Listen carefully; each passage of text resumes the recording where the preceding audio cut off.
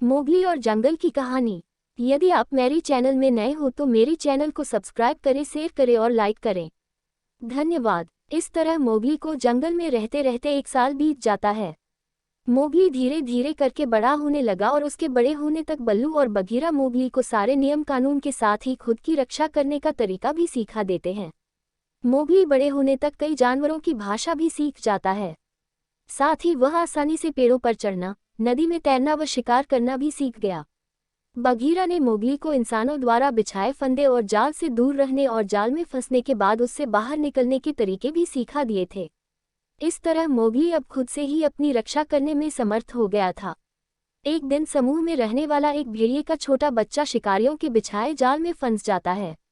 उस फंसे हुए भेड़िए को शेर खान को लालच आ जाता है और उस भेड़ियों के बच्चे को खाना चाहता था। तभी शेर खान से पहले मोगली वहां पहुंचकर नन्हे भेड़िए को बचा लेता है। शेर खान को ये सब देखकर बहुत गुस्से आ जाता है। फिर शेर खान कुछ दिनों बाद मोगली को कई बार पकड़ने की कोशिश करता है, लेकिन वो उसे पकड़ नहीं पाता। हर बार वह असफल हो जाता है। इस तरह गुस्से में शेर खान फैसला लेता है कि वो मोगली को पकड़ने के लिए बंदरों की सहायता लेता है। सारे बंदर जंगल के दूसरे हिस्से पास वाली पहाड़ी पर रहते थे। वो सारे बंदर काफी खतरनाक थे। शेर की बातें सुनकर बंदरों का राजा मोगली को पकड़ने के लिए तैयार हो जाता है। बंदरों का राजा अपने सारे बंदरों को मोगली को पकड़ने का आदेश देता है। 1-2 दिन कुछ बंदर मोगली पर नजर रखते हैं और सही समय मिलते ही मोगली का धोखे से अपहरण करके उसे घने जंगल से घिरे एक पहाड़ पर ले जाते हैं। मोगली सोच रहा था कि उसके पहाड़ में होने की बात किसी तरह बघीरा व बल्लू को पता चल जाए। तभी उसे आसमान में उड़ता हुआ एक चील दिखाई दिया। मोगली उस चील को उसकी भाषा में आवाज लगाकर कहता है कि तुम मेरी मदद कर दो। मेरी यहाँ होने की खबर बघीरा और बल्लू को दे दो। उन्हें कहना कि मुझे बंदरों ने यहाँ कैद कर रखा है। चील ने जैसे ही मोगली की बात सुनी तो वो जंगल की तरफ बघीरा और बल्लू के पास पहुंच गई और मोगली के बंदरों द्वारा अपहरण की सारी बातें बता दी। और अब मोगली को उन लोगों की मदद की जरूरत है। बघीरा और बल्लू को मोगली की जानकारी मिलते ही वे को नामक अजगर से सहायता मांगने पहुंचते हैं। शुरुआत में तो वह अजगर को सीधे बघीरा और बल्लू को मना कर देता है। फिर वे को मोगली के बारे पूरे विस्तार से बताते हैं। मोगली के बारे में सभी बातें जानकर को उनकी सहायता करने के लिए राजी हो जाता है। सभी मोगली को बचाने के लिए निकल पड़ते हैं। शीघ्र ही बघीरा और बल्लू बंदरों के इलाके में पहुंच जाते हैं। वहां पहुंचकर तीनों छिपकर देखने लगते हैं। तीनों देखते हैं कि वहां सैकड़ों बंदर हैं। फिर थोड़ी देर बाद कहता है कि अब मोगली को बचाने का समय आ गया है, चलो उसे बचाकर ले आते हैं।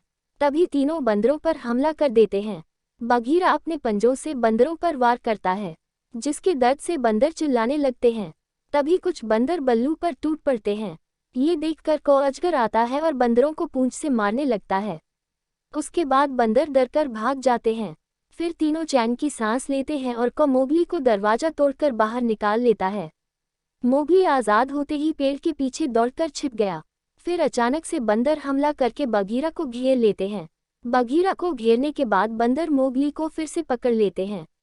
मोगली देखता है कि बघीरा घिरा हुआ है। तभी उसे याद आता है कि बंदरों को पानी से डर लगता है। वो बघीरा को चिल्लाकर बोलता है कि पानी में कूद जाओ, बंदरों को पानी से डर लगता है।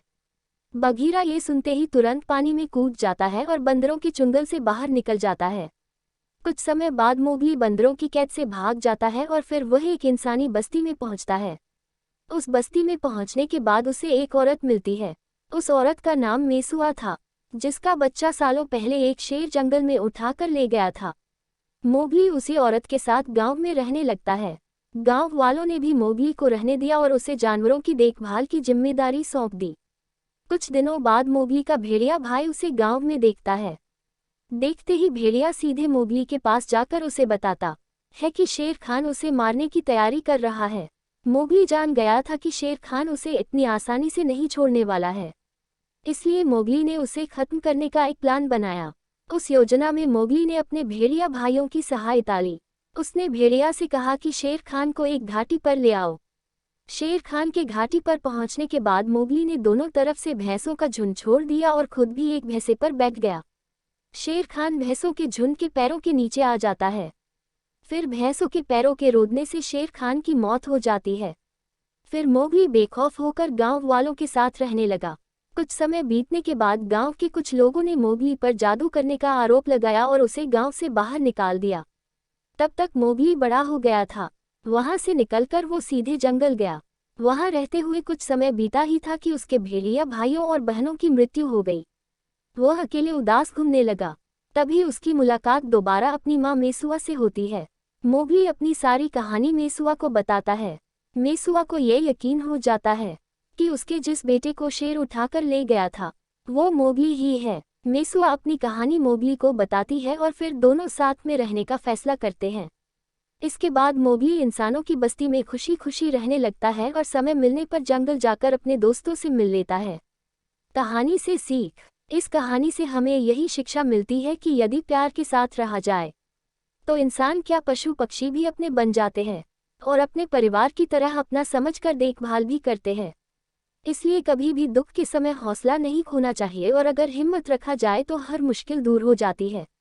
साथ ही हर इंसान को पशु पक्षियों संग प्यार से पेश आना चाहिए। वक्त पड़ने पर वो दोस्त बनकर मदद कर सकते हैं। पूरी कहानी सुनने के लिए धन्यवाद।